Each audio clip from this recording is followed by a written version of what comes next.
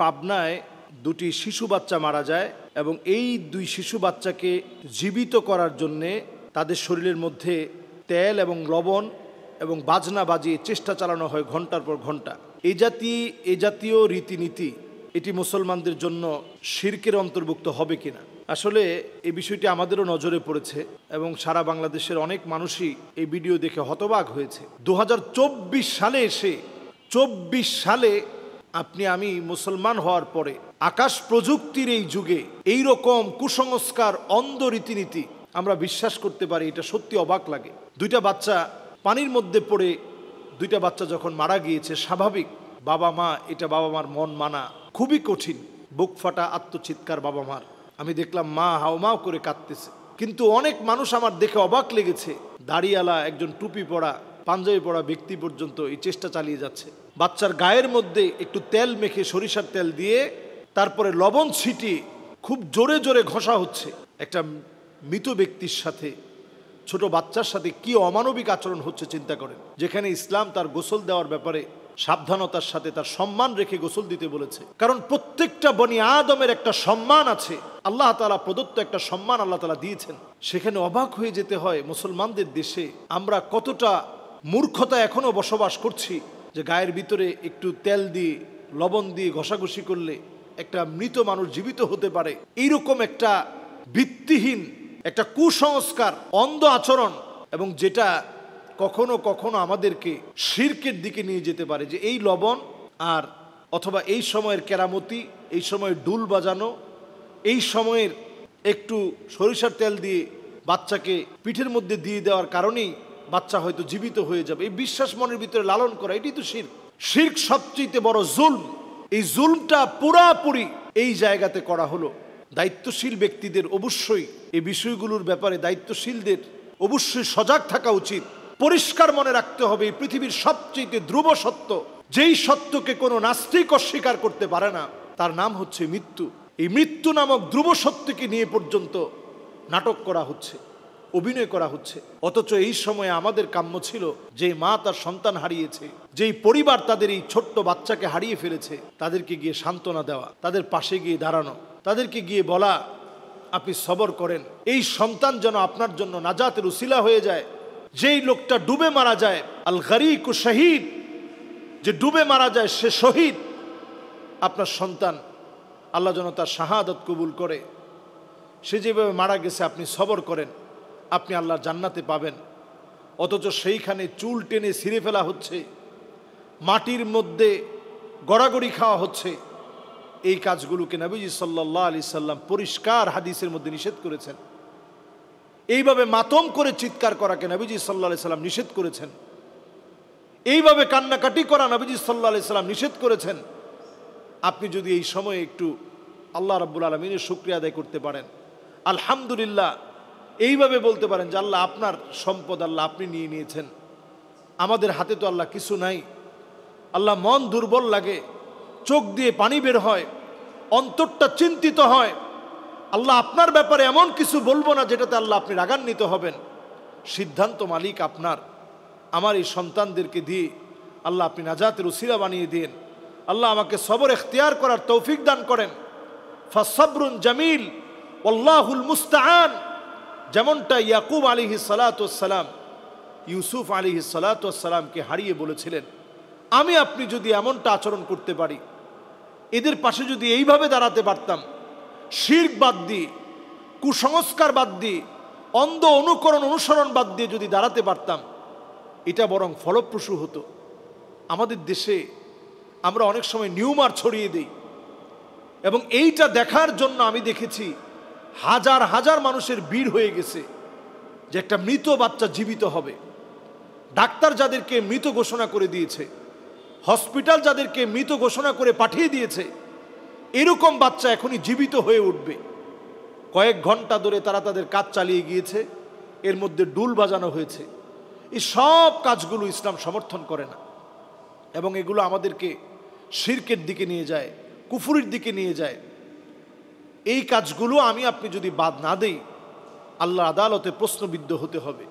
আমরা আল্লাহ রাব্বুল আলামিনের কাছে ফরিয়াদ করি, যেই পরিবার তাদের সন্তানদেরকে হারিয়েছে, আল্লাহ রাব্বুল আলামিন যেন সবর ইখতিয়ার করার তৌফিক দান করেন। এই জাতীয় কর্মকাণ্ড যেন আমরা ভুলে করে থাকলে এখন থেকে নিজেদেরকে যেন শুধরে নিই। কোনো সন্তান চলে গেলে আর হায়াতে ফিরে আসে না। নবীজি সাল্লাল্লাহু আলাইহি সাল্লামের নিজের সন্তান চলে গেছে। ইব্রাহিম যখন চলে গেছেন নবীজি কাঁদতেছিলেন, সাহাবায়ে কেরাম বলতেছিলেন, নবীজি আপনিও কি কাঁদেন? নবীজি সাল্লাল্লাহু আলাইহি সাল্লাম বললেন, ইন্নাল আইনা ইয়াদমা, চোখগুলো অশ্রুসিক্ত হয়, ওয়াল কালবা ইয়াহজান, অন্তরটা বিগলিত হয়ে যায়, মায়া লাগে। ইন্না ইব্রাহিম লামাহজুন, ইব্রাহিম তুমি আমাকে বড় চিন্তিত বানিয়ে দিয়েছো। কিন্তু আল্লাহর ব্যাপারে এমন কিছু বলা যাবে না যেটাতে আল্লাহ রাব্বুল আলামিন রাগান্বিত হয়ে যাবেন। মাআযাল্লাহ, আল্লাহ রাব্বুল আলামিন আমাদেরকে এই জাতীয় কথা, এই জাতীয় কাজ থেকে আল্লাহ আমাদেরকে হেফাজত করুক। আসসালামু আলাইকুম ওয়া রাহমাতুল্লাহি ওয়া বারাকাতুহু। সম্মানিত দ্বীনী ভাইরা, আমরা অদ্ভুত অদ্ভুত বিষয়গুলো বাংলাদেশে অনেক সময় দেখি। একটি অদ্ভুত বিষয় আমার কান্নার কারণ হয়েছে। কত অদ্ভুত দৃশ্য আমাদেরকে দেখতে হয়। এমন একটা দৃশ্য দেখেছি, যেই ছেলেটা সুন্দর দাড়ি রেখেছিল, তার বাবা তিনিও দাড়ি রেখেছেন। ছেলেটার নাম হচ্ছে নাঈম চৌধুরী, সুন্দর দাড়ি রাখছেন। অবশ্যই তার এই সুন্দর দাড়ি, সুন্দর চেহারা এবং পাগড়ি পরা ছবি ফেসবুকে অনেক ভাইরাল হয়েছে। এরপরে তার বাবার নাম রমজান আলী, তিনিও দাড়িওয়ালা মানুষ, দিন মেনে চলা মানুষ। এই ঘটনাটি ঘটেছে জামালপুর জেলার সরিষাবাড়ি থানার পিংনা ঐতিহ্যবাহী গরুর হাটের পাশে, চাঁদপুর মিদুর তার বাড়ি বলা হয়, ওই এলাকাতে এই ঘটনাটা ঘটেছে। তো এই ছোট্ট ঘটনা দিয়ে সবার জন্য একটা নাসিহা। বাপ হয়ে সন্তানের দাড়ি কেটে ফেলতে বলল, অথচ ওনার নিজেরও দাড়ি আছে। যুক্তি কি?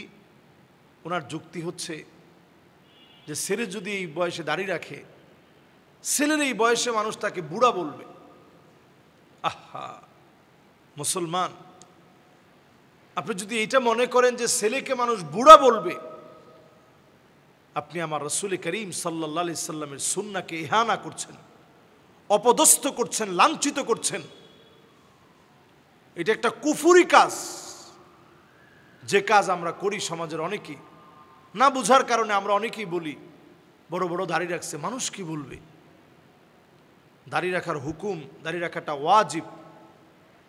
নবী আলাইহিস সালাতু ওয়াস সালাম বারবার আমাদেরকে বলেছেন, জুজ্জু শাওয়ারিব ওয়ারখুল লুহা খালিফুল মাজুস, তোমরা মুসকে কর্তন করো, দাড়িকে নিচের দিকে দাড়িগুলা ছেড়ে দাও, দাড়ি নিচের দিকে ছেড়ে দিতে হবে। এটা ওয়াজিব, তরক করা যাবে না। ওয়াজিব তরক করলে গুনাহ হয়, প্রতিনিয়ত গুনাহ চলতে থাকে। তো চিন্তা করেন, হালকুল লেহিয়া, লেহিয়া একেবারে মুন্ডে ফেলা, সরাসরি চেষে ফেলা, কত বড় গুনাহের কাজ। এই গুনাহের কাজের সঙ্গে বাপ নিজে জড়িয়ে দিয়েছে। আপনি আপনার সন্তানের অধিকার আদায় করতে পারেন নাই। আপনি মনে করেছেন আপনি আপনার সন্তানকে সম্পদ দিয়ে যাবেন, কিন্তু নিজের সন্তানকে আপনি সম্পদ বানাতে পারেন নাই।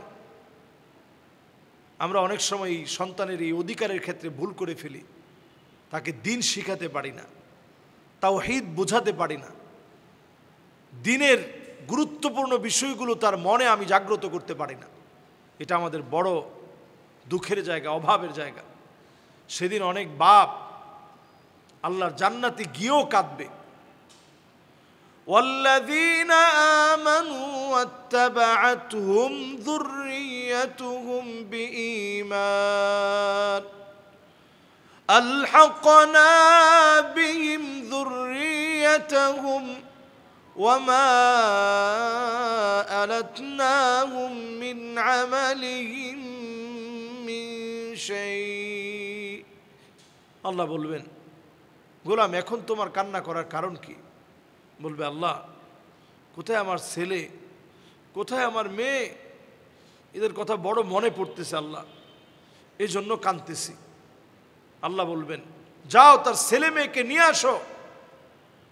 অনেকেই সেদিন তাকিয়ে দেখবে ছেলে মেয়ের গায়ে জাহান্নামের পোশাক, লোকটা হাউমাউ করে চিৎকার করবে, আল্লাহ এইরকম তো দেখতে চাই নাই। যারা এইরকম দেখতে চান না, নিজে দিনের উপর আছেন, অবশ্যই আপনি আপনার পরিবারের লোকদেরকে দিনের উপর পরিচালিত করেন।